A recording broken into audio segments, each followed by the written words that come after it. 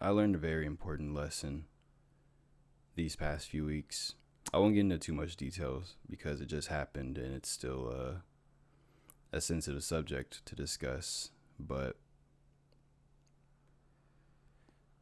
I've learned what it means to be silent. Yesterday, October 9th. Yesterday, December 9th. Goodness gracious. Um, I sat right there on my bed, more like laid down. I laid down in complete darkness, stared at my ceiling, and was probably silent for about 2 hours. No exaggeration. Maybe a little over, maybe like 2 hours and 3 minutes, 2 hours and 5 minutes. But I sat there in silence and I thought for a long ass time about recent stuff that's occurred in my life that required me to reflect.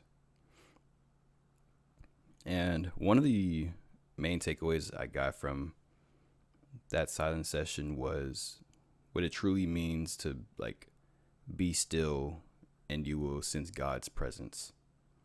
And it's a Bible verse. One of my friends told me what it was earlier, but it's like be still and know I am God or something along those lines. I'll probably throw it up real quick.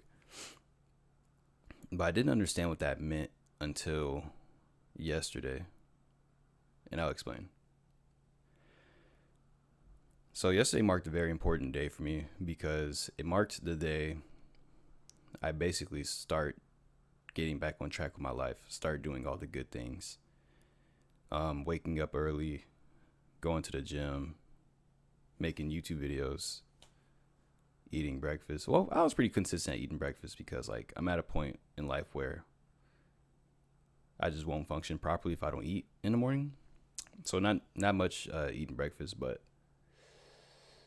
reading my Bible more. Yeah, those were my main three. Was reading my Bible, going to the gym, and posting YouTube videos. It's like without me doing those three things right there, like yeah, I'm still doing good in life because I'm doing all these other things I do, but those are the main things I get the most satisfaction from.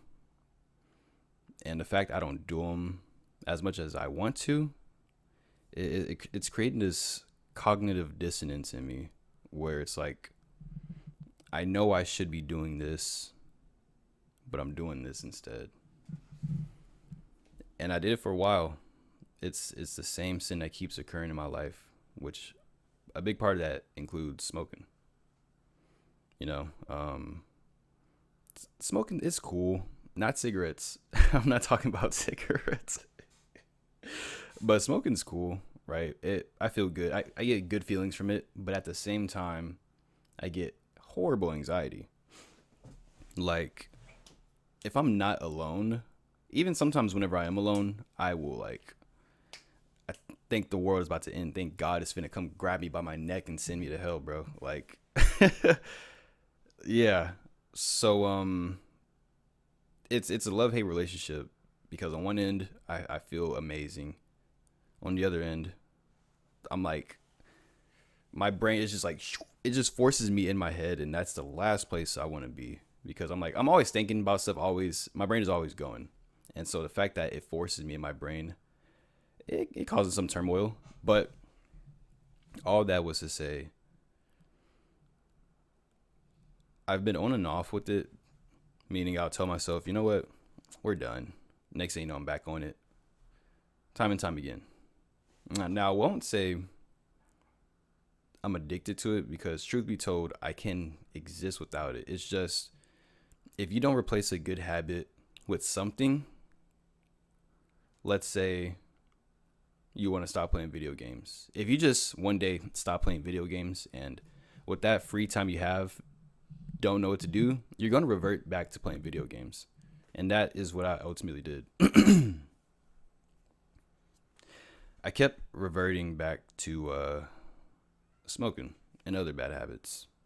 Waking up late or staying up late, not going to the gym, being like, it's just one day. You know, letting letting sin take an inch in my mile. Let me try that again. Letting sin. Let me try that again. Letting sin take an inch in my life, and then it runs a mile. So back to December 9th, and why it marked such an important day to me was because maybe a week before December 9th, leading up to that day, I was at a breaking point in life. Again, there's so much. One day I will explain. But for right now, in this point in my life, I won't.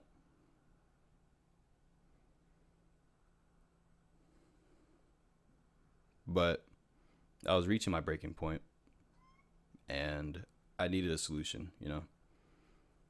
And so I laid in bed in silence, in the darkness, with myself. And of course, at first, my brain was just blah, blah, blah, blah, blah, blah, blah, blah, blah, blah, blah, just going, anything and everything. Like, I can't help it. I don't know if you guys have that too, where you literally cannot help the thoughts in your brain. They just flood you nonstop. But eventually that passed. And then I started to just talk to myself, why are we feeling the way we were feeling? Why do we have these major issues? What can we do to change those issues? And I asked myself a lot of whys, and it was such a strange experience because for the first time I was able to answer these whys. And the reason why that was so strange to me was because I've asked myself these questions before in the past, and I couldn't even begin to fathom an answer. I just had no clue the answer to these questions.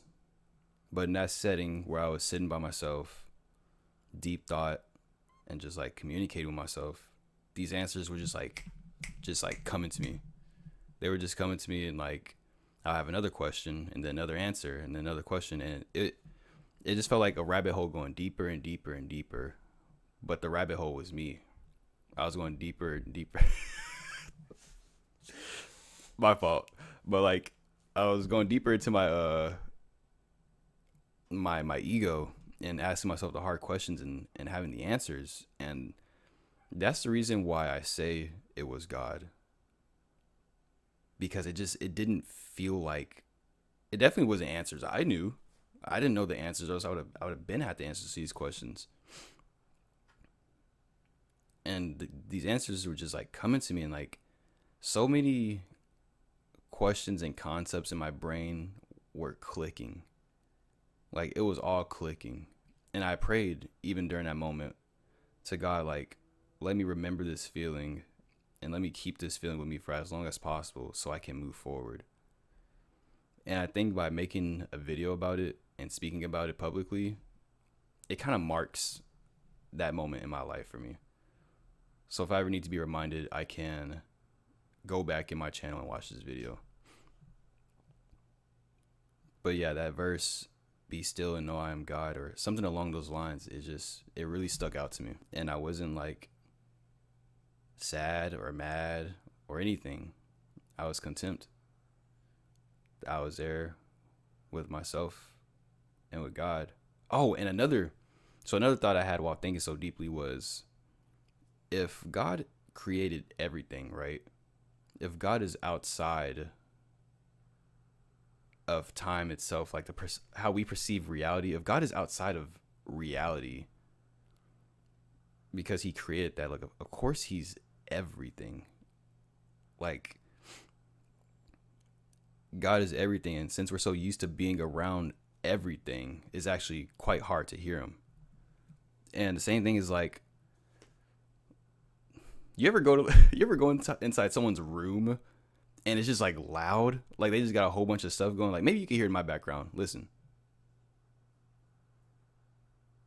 maybe I got a refrigerator going. I got my computer blowing. Man, sometimes I'll be having my air purifier on, it's noisy compared to other maybe in your house is quieter. But for that person, for me, who's constantly in my room, I don't think it's noisy. But maybe somebody else will come into my room and be like, wow, dude, what's up with all this noise? that's kind of the same thing with God. Because he's always around us since we were born, we kind of like get numb to hearing his voice. But whenever I sat there in silence, it's all I could hear. And those voices were the answers I was getting. And it wasn't answers I had, it was answers God. He was allowing thoughts to enter my brain. That's the best way I can describe that. He was allowing the answers to these questions I didn't have the answer to enter my brain. And after the 2 hours, I think I just fell asleep. I think I like texted my friends a little bit, and I eventually fell asleep. But like, man, that moment was just so prominent to me this year, in these past few weeks, because like it was so different. I can't remember the last time I sat with myself in silence for 2 hours. And ever since then, like ever since yesterday, or was that the day before? I think it was 2 days ago. It's the 10th. It happened on the 8th. So like 2 days ago, I've just been in silence. I've been learning to be in silent more. So I go to the gym, no AirPods. Like I have them with me, like as that like safety net, but I don't put them in. I'm in the gym for like 2 hours. I'm just listening to gym music, which sucks so bad. It sucks so bad, bro. But you know, eventually you just tune it out, like we do God. We get so used to hearing it, we just tune it out. I just took my final in one of my classes about an hour ago. I went to school with no AirPods. Oh, I bring them, but I don't put them in my ears. But went to school, just hearing my surroundings, and I'll tell you, it's very strange. If you're used to plugging your ears and like distracting yourself with something or looking at your phone, I challenge you not to do it. Don't do it, and watch how weird and awkward you feel, and watch how like aware of everything you become. Or at least for me, like I'm so aware of my surroundings. It's crazy. And yeah.